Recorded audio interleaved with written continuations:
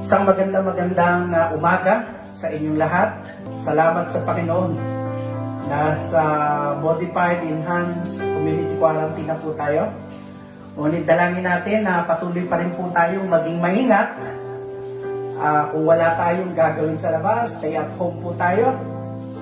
At kung sakasakali namang may bibilhin tayo, ilista muna po natin upang sa ganon ay hindi tayo maglalagay ng napakatagal doon sa mga pamilihan na kung saan doon tayo mabibili. No? At magandang umagang muli sa lahat po ng mga tagalunsod ng Taguig. Nandito po ako muli upang maghatid ng mensahe mula sa salita ng Diyos. At dalangin kong patuloy tayong makasumpong ng kalakasan. Yun po ang dahilan kaya po mayroon tayong source of strength. At ang source of strength po natin ay ang Panginoon at ang kanyang mga salita. Kaya po, saglit po tayong manalangin ngayong oras na ito. Panginoon, maraming salamat po sa inyong biyaya at kalakasan na pinagkakalob sa aming lahat. Patuloy niyo po kaming pangunahan at gabayan sa mga sandaling ito. At hayaan niyo ang inyong mga salita ay kapulutan namin ng aral. At sa amin pong paggamit nito sa aming pamumuhay ay tunay na masumpungan po namin ang tagumpay na inyong ipinangako sa aming mga buhay. Maraming salamat po sa araw na ito. Sa inyo ko po pinagtatagubili ng lahat ng lalalabing sandali sa matamis at makapangyarihang pangalan ni Kristo Jesus. Amen at amen at amen. Purihin ang Panginoon. Ngayon pong umaga, ang mensahe na akin pong ihahatid ay pinamagatan kong Living in Peace in the Midst of Troubles. Pamumuhay na may kapayapaan sa gitna ng ating mga suliranin. At ang talatang batayan po natin ay sa John 14 verse 27. John 14 verse 27. I am leaving you with a gift, peace of mind and heart. And the peace I give is a gift the world cannot give. So don't be troubled or afraid. Babasahin ko po sa Tagalog, sa mabuting balitang Bibliang Tagalog. Kapayapaan ang iniiwan ko sa inyo. Kapayapaan kong ibinibigay ko sa inyo, hindi tulad ng ibinibigay ng sanlibutan ang ibinibigay ko sa inyo. Huwag ninyong hayaang babagabag ang inyong kalooban o kaya ay matakot. Tayo po ay nasa panahon na napakadali po nating babagabag dahil sa nangyayari dito sa ating sitwasyon o sa ating kinalalagyang panahon. No? May bagyo. Hindi lamang yon. May mga digmaan sa ibang lugar o napipintong maaring sumiklab na digmaan. At itong kasalukuyan nating sitwasyon pandemic o COVID-19. Salamat naman dahil nagsisimula ng maging normal, no? Nagsisimula ng maisaayos ang lahat. Ngunit nandoon pa rin yung ating kabagabagan. Nawawala yung ating kapayapaan. Namigay na ng mga listahan ng mga bayarin. Ang Meralco, yung mga bills po natin ay sabay pa naman. Hindi ko alam sa inyo, sa amin dalawang bill agad ang dumating, no? So, and then papasok tayo sa isang kalagayang new normal at hindi pa rin natin alam kung ano ang magiging sitwasyon natin. And so, in all of this and with so many other things na kayang-kayang nakawin yung ating kapayapaan, napakahirap minsan na mag-focus, no? It's always very hard to keep on going and move forward kapag ka po madali tayong ma-upset dahil sa mga situations natin. At kung dyan lang tayo magtutuon kasi sa mga sitwasyon yan, then napakahirap napakahirap ng mabuhay ng may kapayapaan. Ganun pa man, ito pong ating talata ay hindi po iyon ang kanyang itinuturo sa atin. Ang Panginoon ay nagsasabi na kapayapaan ang iniiwan ko sa inyo. At itong uri daw ng kapayapaan ay hindi yung binibigay ng sanlibutan ito. Kaya huwag daw tayong mababagabag sa ating kalooban o kaya huwag tayong matatakot. No? Ngayon, may tatlong katotohanan tungkol sa kapayapaan galing sa Diyos na nais kong ibahagi sa inyo. No?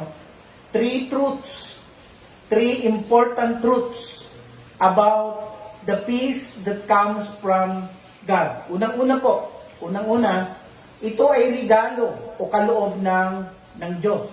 Di ba? Ang sabi ng talata sa John 14, verse 27, I am leaving you with a gift, peace of mind and heart. No? Kapag sinabi po itong gift o regalo, hindi po natin ito pinagtatrabuhan. Hindi rin natin mabibili. Wala po kasing tindahan o pamilihan na maaari tayong makabili ng kapayapaan. Kasi nga ito ay gift. At ito ay gift na galing sa Diyos. At ang maganda rito, if it comes from God, it is perfect. It is perfect. Ito ay ganap. Wala tayong idadagdag, no? Hindi ito kapayapaan dahil sa. Ito ay kapayapaan sa kabila ng. Ayun po yun, no? Ito ay kapayapaan sa kabila ng nagaganap sa ating kapaligiran. Yun po yung kapayapaan na ipinapahayag o pinagkakalob sa atin ng Panginoon. Ikalawa, ito ay hindi katulad ng bigay ng sanlibutan. A gift the world cannot give. Sabi dun sa New Living Translation na binasa natin kanina, di ba? Ang kapayapaan dito sa sanlibutan kasi ay batay dun sa sitwasyon. No? Tingnan niyo ang sabi ng Panginoong Hesus dito. Hindi tulad ng ibinibigay ng sanlibutan ang ibinibigay ko sa inyo. Ano ba ang problema sa kapayapaan ng sanlibutan? Ang kapayapaan dito sa sanlibutan ay nakadepende sa sitwasyon, di ba? If I am okay and my situation is okay, then I have peace. Yun po yung kapayapaan dito, no? Pero hindi daw yun ang kapayapaang ibinibigay ng Panginoon. Tingnan niyo po sa Pilipos 4:7, sasalin na ang salita ng Diyos. At ang kapayapaan ng Diyos na hindi maabot ng pag-iisip, ang mag-iingat sa inyong mga puso at mga pag-iisip kay Kristo Jesus. Hindi kayang isipin, hindi malirip, hindi kayang sukatin, hindi kayang abutin ng ating pangunawa. O yun po ang sabi, no? Doon nga po sa isang salin, ganito ang nakalagay, no? Sa Amplified. No? Peace I live with you. My perfect peace I give you, not as the world gives, do I give to you. Do not let your heart be troubled, nor let it be afraid. Peace calm you in every circumstance and give you courage. Doon sa John 14:27 itong binabasa ko and give you courage and strength for every challenge. Ang sabi dyan sa John 14:27. Pero dito sa Philippians 4:7, hindi kayang abutin itong kapayapaan na galing sa Diyos na ito. Wow! Napakaganda naman, napaka-powerful nitong kapayapaan na binibigay ng Panginoon. Ano? Alam nyo, yung sabi nito, ang mag-iingat sa inyong mga puso. O sa Philippians 4:7, di ba? Itong kapayapaan na galing sa Diyos, ang mag-iingat sa inyong mga puso. This peace will guard your hearts and minds in Christ Jesus. Alam niyo po, yung salitang guard sa English, military term po yan. At yan po yung nandun sa may, yung guard, nandun sa may gate. Kapag kayo po ang nakapwesto doon, ang ibig sabihin nun, walang makakapasok. Walang makakapasok. Kapag kapayapaan daw yung nagbantay, no, sa ating puso at pag-iisip, walang makakapasok na maaring makadisturb ng ating peace. Ang ganda, no? Powerful pala yung peace na galing sa Diyos. At ikatlo, hindi lamang yun, ano? Bago ko puntahan yung pangatlo, ito pong kapayapaan kasi dito sa sanlibutan, mababaw. No? Kaya nga po tayo, o ang maraming tao, hinahanap nila yung kapayapaan sa pagsisikap na makalayo sa problema. Diba? Most people's pursuit of peace is only an attempt to get away with many problems. Kaya po iba-iba yung paraan ng paghahanap ng kapayapaan. Yung iba hinahanap nila yung kapayapaan doon sa pag-iinom, sa droga at sa ibang mga kaparaanan pa. Hindi po dapat ganun. Dapat ang kapayapaan ay hahanapin natin doon sa nagbibigay talaga ng kapayapaan. Sa totoo lang, apart from God, we can never find peace. We can never find peace. Diba? Pag nagkakaproblema tayo, saan tayo pumupunta? Sa mga maikling pagsasaya. Yun yung kaparaanan ng mundo. Different ways how they cope with their troubles. Minsan, maglalagi ka na sa barkada o magmamagdamag ka doon in an attempt to forget your problems. Only to find out that we are not actually solving our problems. So, hanapin po natin itong kapayapaan, huwag sa ibang mga bagay. Doon po tayo maghanap sa Panginoon natin hanapin. Bakit? Kasi ang ikatlong katangian nung katotohanan ng ating kapayapaan galing sa Diyos ay permanent. Hindi po ito intermittent. No? It is permanent, it is not intermittent. Ang ibig sabihin po niyan hindi po yan putol-putol, yan po ay tuloy-tuloy. Hindi po pa putol-putol, kundi tuloy-tuloy. Naririnig natin, palagay ko, yung salitang shalom. No? Kung ililipat po natin yung John 14:27, papalitan natin yung peace at ilalagay natin ay shalom, ganito ang mangyayari. Shalom ang iniiwan ko sa inyo. Ang aking shalom ang ibinibigay ko sa inyo. Hindi ito katulad ng ibinibigay ng sanlibutan.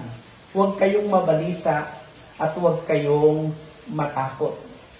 Ano po ba ibig sabihin ng shalom? Ang ibig sabihin po nito ay ligtas. At hindi lamang basta ligtas. Ligtas at nakakaramdam ng kabutihan o mabuti ang kalagayan, maligaya, at mapagkaibigan.